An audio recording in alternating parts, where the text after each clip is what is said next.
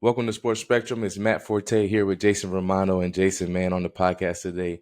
One of my favorite guys, Pastor Adam Burt, chaplain of the New York Jets. Actually was there for 2 years with this guy. He's an amazing guy. I'm telling you, Yeah. he really helped me in my spiritual growth when I was in the end of my career, year 9 and 10 in NFL. Adam, welcome to the Sports Spectrum podcast. Glad to have you.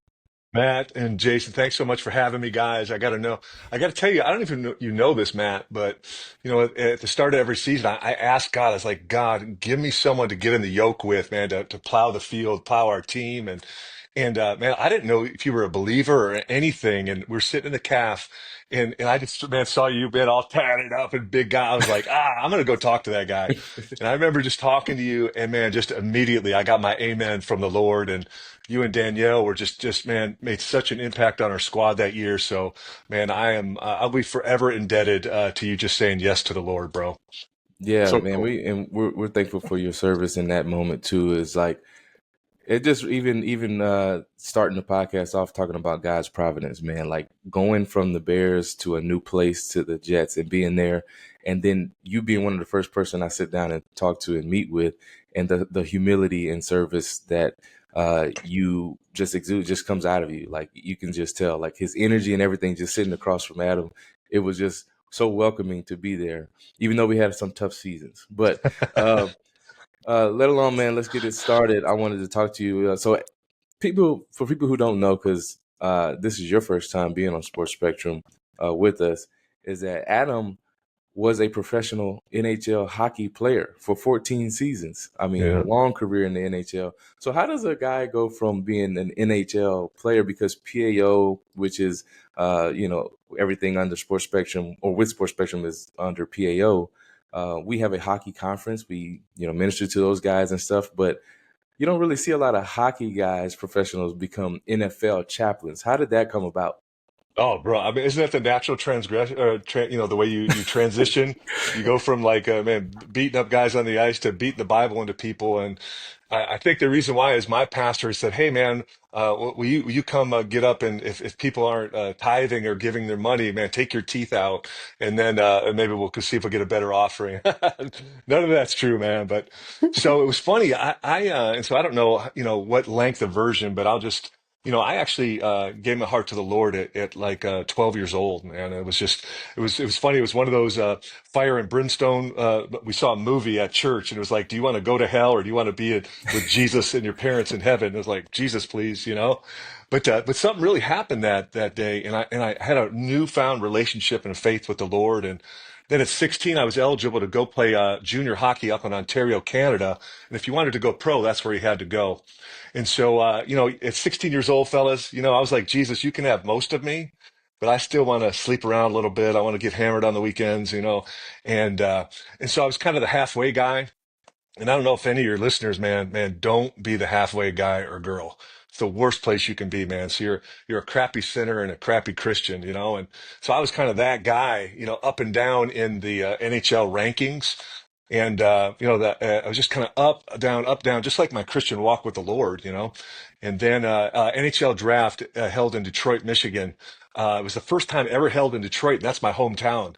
And so it's just a cool moment. And Matt, you get this. Your whole life is just pointing towards this one moment. I'm supposed to be drafted 12th overall in the first round. And so St. Louis, they get up and the GM says St. Louis selects from the North Bay Centennials. That's my team. I'm about ready to get up and get the jersey and all that. And they said Keith Osborne. It was actually a teammate of mine. Mhm. And so I just remember being so devastated. And I don't know if you guys resonate with this. And I just saw the disappointment in my dad's eyes too, man. It was just heart wrenching. And anyways, guys, I got passed over till 39th overall in the second round. But there, I put this jersey on and did that. And that day was a come to Jesus moment for me. I'm like, man, I am done being the halfway guy, God. I'm screwing up my life. And right there at Joe Louis Arena, I was like, Lord, I'm all in. Pushed all the chips in, came under the lordship of Jesus Christ, man. And honestly, I've just never regretted a day since then. Now, I never thought I'd be behind a pulpit and, having a church and doing that kind of thing. But man, God, we make our plans and God smiles, right? Yeah. Yeah, thank you for taking us through your kind of your draft story as we kind of are coming up on NFL draft and stuff. I know a lot of guys can probably identify with that.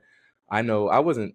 I was grateful to be picked, in the second round. But at the same time, I kept seeing guys who were getting picked ahead of me in the running back position, and it definitely humbles you. The Lord picks different Yeah. ways to humble you in different ways. I don't know if that kind of was the feeling of humility when it came to that, but you've always been a guy of extreme humility since I've met you. I mean, very open and to talk about like, yeah, I was a halfway Christian guy, and some people like to conceal those things and like pretend like, oh yeah, when I came to Christ, I was 12, and then everything was a slow ascension. But um, just talk about the humility aspect of your life and how throughout your walk with Christ in the locker room, in a hockey locker room, in a place that can be kind of desolate. After talking to some of the guys, saying that being an outspoken Christian in the hockey world is not something that is very significant, or you don't see it a lot.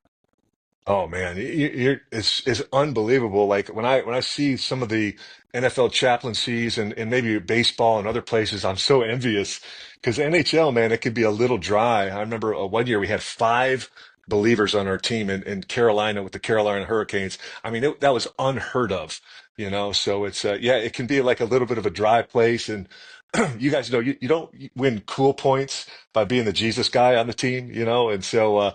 But you got to make that decision. You're like, hey man, who am I living for? Am I living for the world or am I living for the Lord? Even that question, Matt, you bring up so I had the opportunity to play for Team USA one year, and so flew out to Colorado Springs, and I'm trying out for Team USA, and so you guys will kind of feel me on this. You know when you want something really bad, and you're just going to be extra good, man. You're reading your Bible, praying. Why? Because you want God to bless you, man. And so that's me during the tryouts, and then sure enough, the last day, man, they post the squad, and I made the team. And so I did what every good Christian guy would do after that. I went out and got hammered with my teammates. I mean, we're bar hopping through Colorado Springs, and guys, at like 2 a.m. in Colorado Springs, there's a dude preaching on the street corner.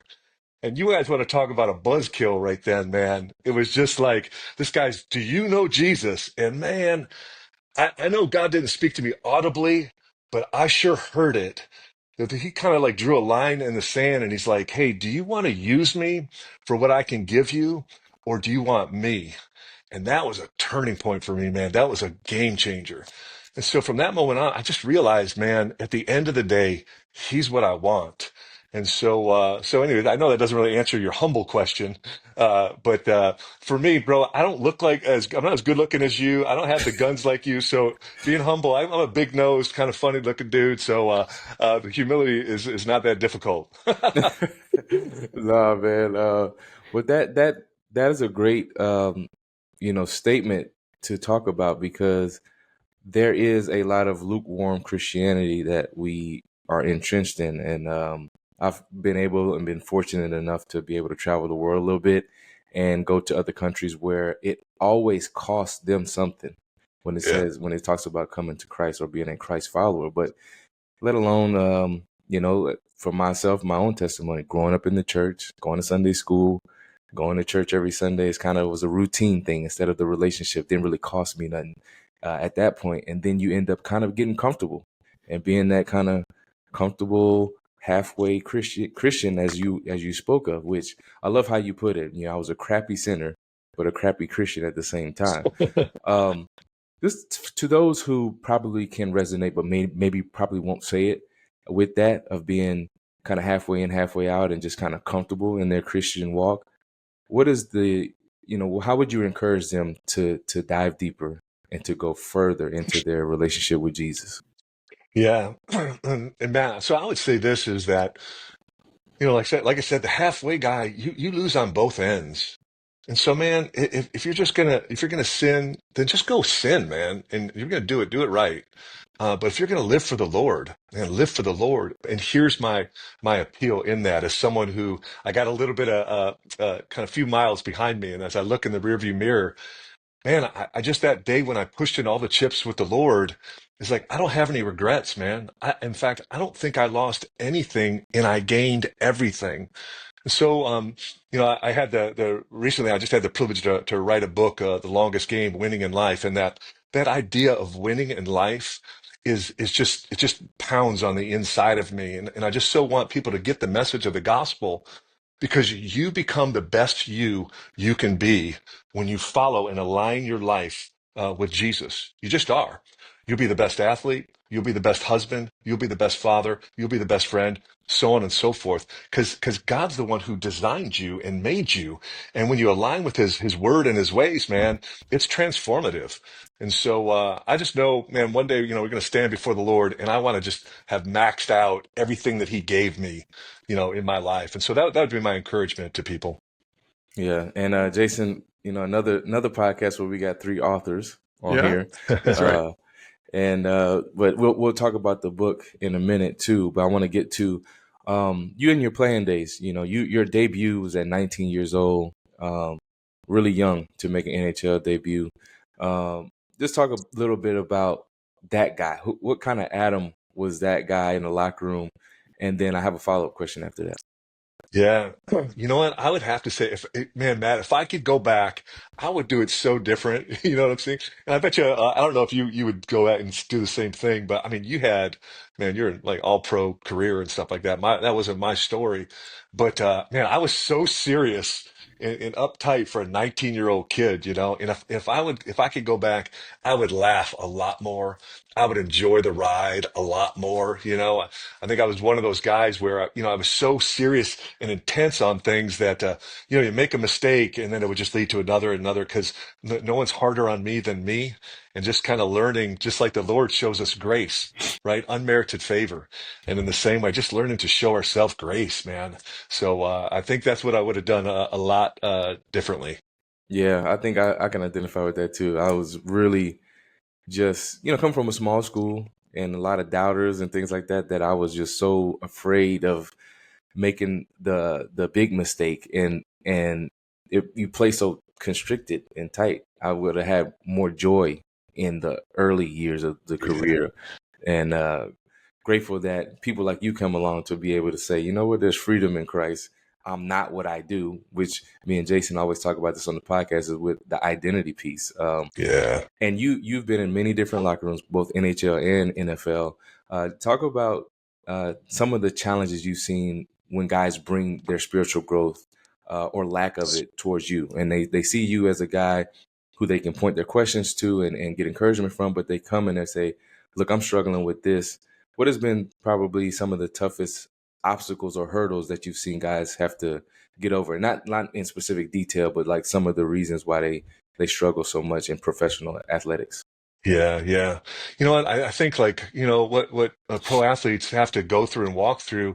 I mean, you would agree with this. You can't have a bad day at the office, man. Someone is going to come and take your job or do something like that. And so the amount of pressure that's put on somebody at such a young age, and so that pressure, it can seep into marriage, into our parenting. It just becomes this all-consuming thing. And that's where I just feel like if that the Bible, the scriptures, it's got all the answers to kind of undergird and lift up like these kind of like a pillar to hold, man, all that pressure and that weight from off us, man. Because Jesus is like, hey, man, my yoke, it's easy. My burden's light, And so I think a lot of times it's just, man, just getting these guys to learn, hey, man, let's roll it over onto the Lord. And isn't it funny, Matt, how like we're saying how we struggle with that a little bit when we were in the league, and how God's able to redeem. Like my struggles, I'm like, bro, been there, done that. You need to roll that crap over onto the Lord. And so, anyways, yeah, that would be like 90% of the things that we walk through. And then I remember we always had great guys like you and Danielle working with the couples and marriage and stuff like that. So yeah, Yeah, we definitely loved, and I love to see how the Lord places you in specific places and for His purpose too, right? To encourage young people and say, look, I've been at that point, so here's how you grow in that aspect. But wonder if you have any story of a teammate, or maybe it wasn't a teammate, maybe it was one of the guys that you were mentoring in your chaplaincy, of them coming to Christ in some kind of way that was a good story or something like that. Yeah, yeah. So, I'm at this point right now, Matt, too. Each and every year, at the start of the season, and NFL guys, man, if I had a hat on, man, my hat would be off to you because there's just so much turnover every year. And I know my prayer has been, God, give me two coaches, give me two players that'll jump in the yoke with me, and we can plow the field, with the New York Jets. And Matt, you were that guy one year, and then one year I had two guys guy Mike DeVito, who's a big D lineman, run stopper, and then I had DeBrickashaw Ferguson. They were there, and man, these guys just help with the team, and so really, it was the first time where I had like what I just call like spiritual sons. If I don't know if that's a weird thing or not, but it's just they were allowing me to speak into their life to kind of mentor them in their be it their marriage life or their the scriptures and things like that, and so. Since then I've been asking Lord, I need some more spiritual sons and stuff on our squad. So that's that's always the hope and the prayer. But yeah, and then I had another guy you guys might have heard of, man, Demario Davis. Demario, man, and he jumped in the yoke, and I've had to keep up with him because man, he's just so on fire for the Lord. And man, our chapels and our Bible studies were just packed to the rim because he was a gatherer. And so, just for anyone listening out there, man, to come and help lift up your chaplain's arms and stuff like that, it's significant work. And so yeah. And then Matt, if I could throw it on the coach's side of things, that was the weirdest part for me being a chaplain. It's because I've been a player all these years, and it's always the coach, and then you, and then to all of a sudden be like, hey man, so they're looking to me kind Hmm. of to coach them and some stuff. It was a big adjustment. My second year as chaplain, like Rex Ryan was in there, and so it's kind of like it's a big personality kind of to corral and do stuff. So some interesting stuff there. So it was I had to shift my thinking that no, from player no to coach mentor. But then when you get all white like this, it becomes easier, man. You think, oh yeah, they think I'm old, so That's the that's wisdom. That's all the it. wisdom growing, man. And I got a lot of that wisdom coming in It's too. coming, As baby. soon as I turn 30, that's when it happens. But now we call you Pastor Adam because you are actually a pastor of a church. First and foremost, you have a chaplaincy job, which people like to see all the glitz and the glam of saying, "Man, you get to go into talk to these NFL athletes and this and that." But you serve in a different capacity as a pastor. Talk a little bit about Every Nation Church over there in New Jersey and how that is, but then also how different it is, I guess, pouring into um, the everyday person who is coming to you with their issues, just because everybody has issues. It's just they're Yeah. different levels or different types. Yeah, yeah. Pastoring is it was kind of a neat story, man. I was just, I was still, just finishing out, in the NHL, and then we had the attacks of 9/11, took place, and, I retired, in 2002. In the meantime, our Every Nation church family, a bunch of churches from the East Coast, they came into New York, they saw the devastation, and were like, hey, man, we need to plant a church in Manhattan. And so, my pastor and mentor is a guy by the name of Ron Lewis. He was tasked to plant the church in Manhattan.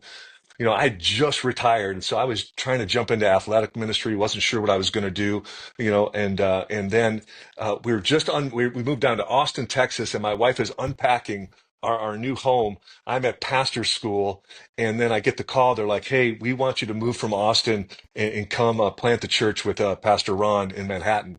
And so I'm thinking to myself, well, I'm in, but one of y'all are going to have to ask my wife because she's unpacking our new home right now, dude.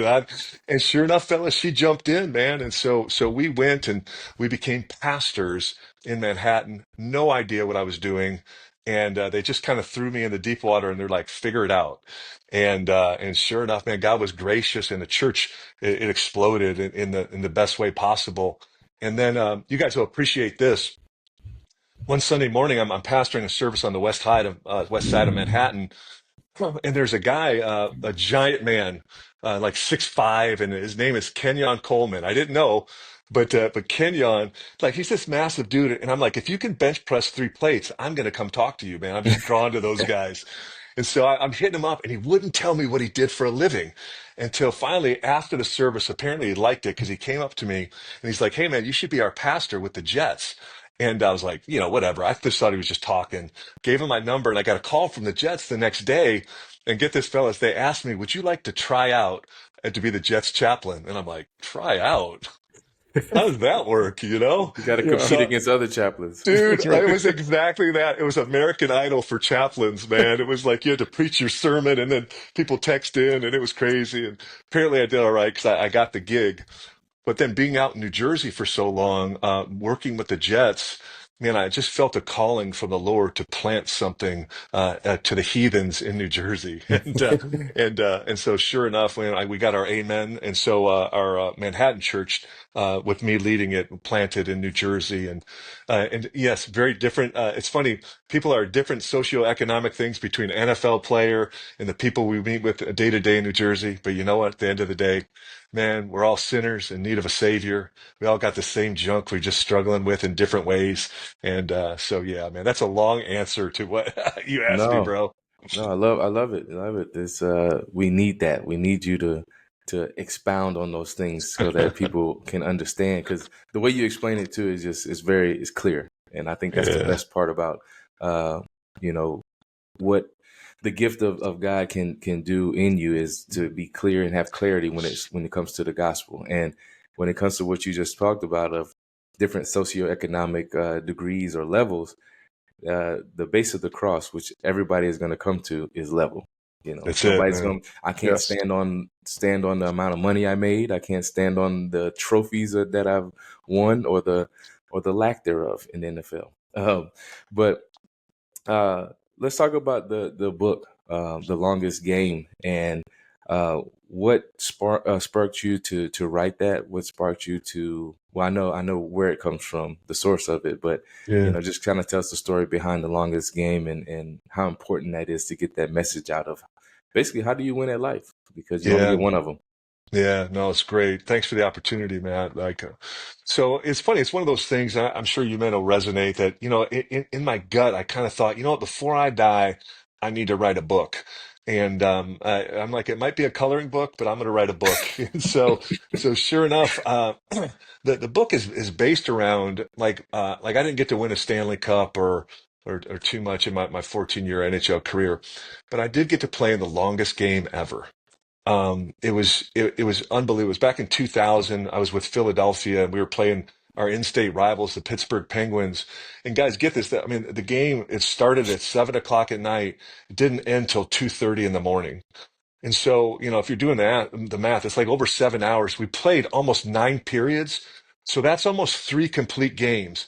So Matt, I know you get it. Could you imagine playing three games of ball back to back to back? And so that's where we were, man. It was just insane. And then during the game, you guys will appreciate this. It's sudden death. I got a penalty. And so, you know how you start cutting deals with the Lord? I'm like, Lord, if you get me out of this, I promise I'll give more money or whatever, right? And they didn't score. We got out of it. And get this, guys, at 2:30 in the morning, this is our Keith Primo. He came streaking down the wing and he let the shot go. And Matt, like you could hear it hit the crossbar throughout the whole arena. It just made this noise, ping, and then it dropped over the goal line. Man, we won, and we just lost our mind. Man, we cleared the bench. We had won this epic game. But here's why I know you'll totally understand this. That was cool that we won, but in the dressing room afterwards, like when you get your wet, sweaty gear off, and there's guys are bloodied, and then you look across at your teammate, and there's just this deep soul satisfaction that you're like, I poured everything I had into this moment and it came out on top. That you could look each other in the face and you'd be like, I didn't cheat, I didn't hold anything back. There's something just very satisfying about that. And you know what? It occurred to me that there's coming a time in everybody's life when there's going to be this epic ping, and either Jesus is going to crack the sky open or you're going to breathe your last breath. And you want to be able to look your Savior in the eye and be like, Lord, I left it all out there for you, right? I didn't hold anything back. You want to hear those words, well done, my good and faithful servant. And so the book's based on that game. And so I tell a bunch of hockey stories, but at the end of the day, it's basically a Christian foundation book where we talk about, prayer, we talk about the Bible, we talk the importance of spiritual teammates in the church. And so I'm a simple dude. So I think my grace is to take high level things from the top shelf and make them accessible to everybody through story and things like that. So that's kind of the gist of the book. Man, that's so good. That's so good. I think that's going to resonate with a ton of people.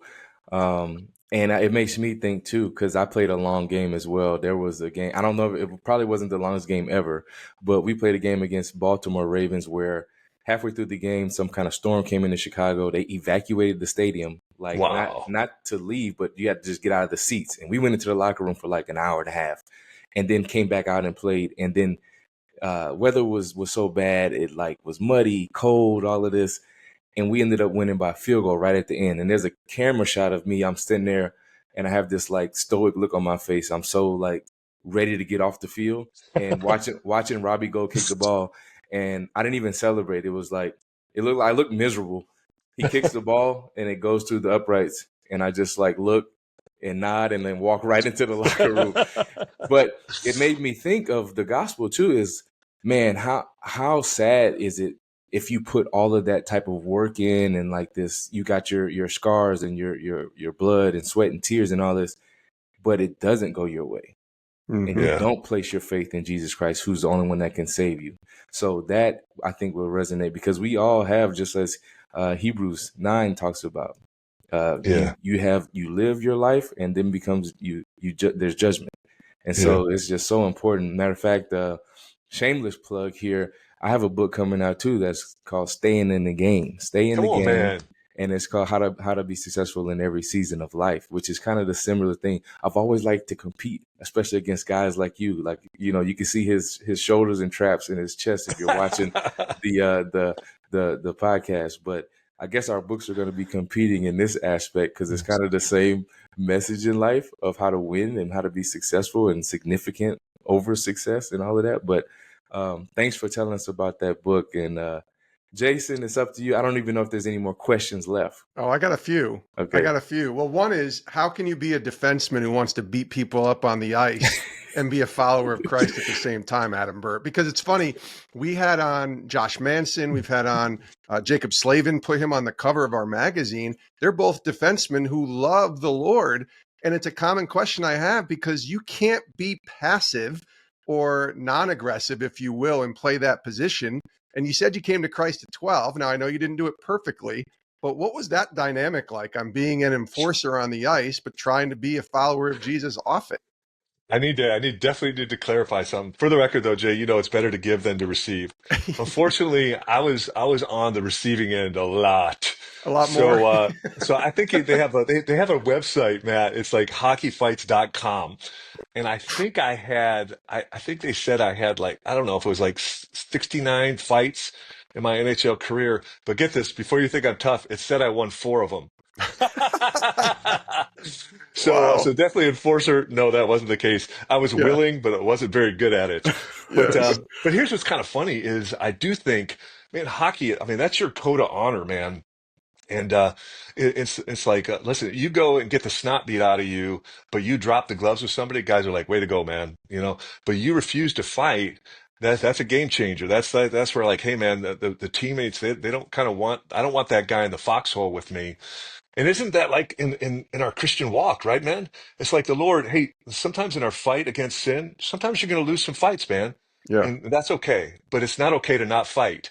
And so we just continually fight and wrestle against sin. And That's so good. yeah, man. Yeah. That's good. Well, a couple things here, a couple sort of fun facts, if you will. My first ever NHL game. So I grew up in Albany, New York, not too far from where I am here in Connecticut.